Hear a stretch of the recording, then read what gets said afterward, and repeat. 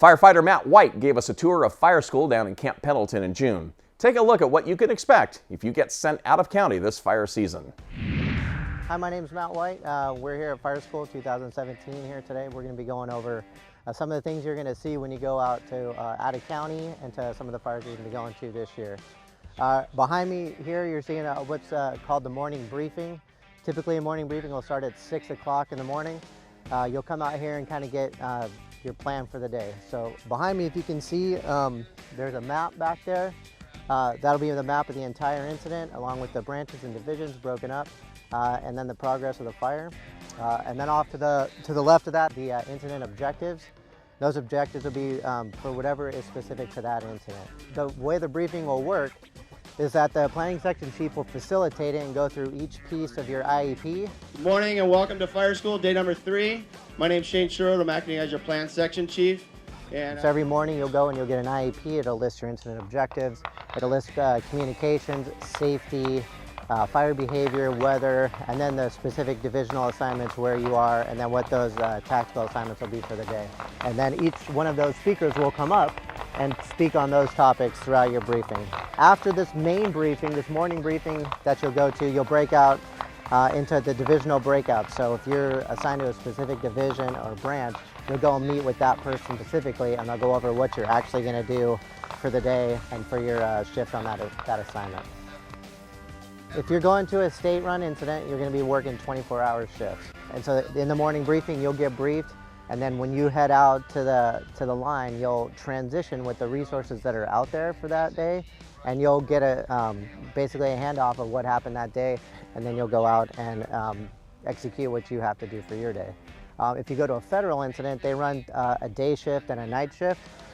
So there is a day morning briefing like this for the day shift, and then they'll equally run a night shift. I want to say it's usually around 6 o'clock at night. And so those night resources will come and get a briefing, and then the same thing will occur. So it's just a different 12-hour window or 12-hour shift rather than a 24-hour shift.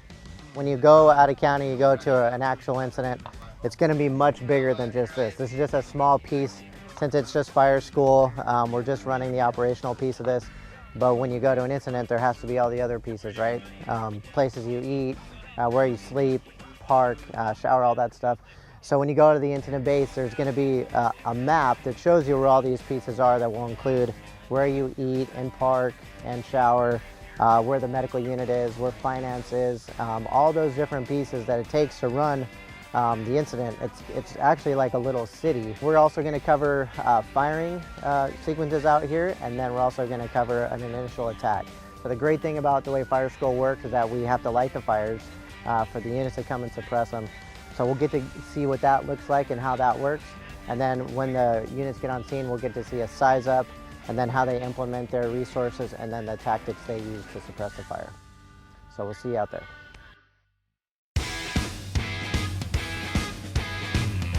So anytime you have a firing plan, you got to have the preset plan, and you got to brief everybody. So in any firing plan, you always have an ignition team and a holding team. You brief everybody as though it's in one division. Fuel types, as we discussed, light flashy fuels, that's our intent, is only to burn the grasses, not to get into the chaparral or any of the brush. And then you get, just like in the morning briefing, and then where you have your divisional breakouts, you'll have a breakout here where you have your holding team, and they're going to talk about what they're going to do in terms of how they're going to hold and coordinate their resources. And then the ignition team will talk about how they're going to burn, what tools they're going to use, whether it's going to be drip torches, Very pistol, fusees, and what sequence and how they're going to ignite based on what kind of terrain and wind and those things that they're going to have. And the igniters are going to go in a 1, 2, 3 perpendicular to Copeland Road. They'll also have trigger points, like if it gets to this point or if it escapes, here's what we're going to do. So you also see that in the briefing. What we'll see today is what you're going to see on any big incident. This can be done on a much smaller scale in an initial attack, or even a much smaller fire where you don't have a really big division or something like that. It can just be a few people, maybe just 1 or 2 torches, an engine that's going to hold, and then just a captain or somebody like that who's running the burn itself, or if it's just a small piece. It doesn't need to always be a big production like this, but always the components of an ignition plan and a holding plan are always going to be there.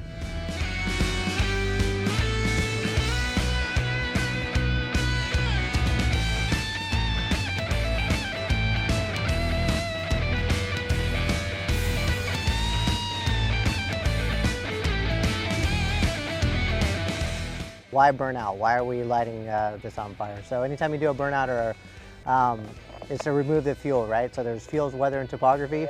We're removing the fuel component of it to knock the fire down or suppress it that way. So as you can see out here, we took about 100 feet of swath from this road. So we now have this road as a fuel break plus the 100 feet of fuel break that we just created with the burnout itself. So kind of the part of that, why do it as well? It's under your control, it's your plan. You're lighting in a sequence with your holding resources that you could control conceivably, and rather than if the fire was to come up here on its own, and then you'd have to take a defensive stance and try and suppress it that way. So essentially we're just taking the fuel part of the fuel, weather, and topography out of the equation.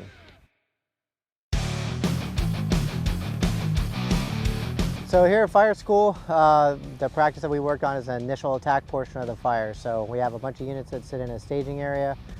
We light the fires out here, and then those units come in and suppress the fire. So what you'll see in here is the first in engine will show up and give a good size up, and then and order additional resources if needed. Kilo dispatch, Orco engine 350 is on scene with 4 approximate half-acre vegetation fire, light flashy fuels with a moderate rate of spread. No immediate values at risk. Orco engine 350 will establish Galaga command.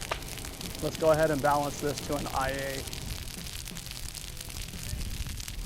And then as those resources show up, they'll give them assignments to, and whatever their plan was. So a common plan that you'll see out here is an anchor, flank, and pinch method. So where the engine will start at the road with a progressive hose lane. They'll usually send 1 or 2 different additional resources up both the left and right flank, flanking the fire, and then coming up to pinch at the top. The fire school, as we mentioned, here we're doing initial attack practice. When you're going out of county, you could be given any number of different assignments. You could be putting in direct line with a hose lay or even hand line. You could be burning out with the torches, or you could be a part of the holding team that we talked about. You could be doing structure protection, and you could be mopping up. So it really just depends on what the incident needs are, and we need to be prepared for all of them.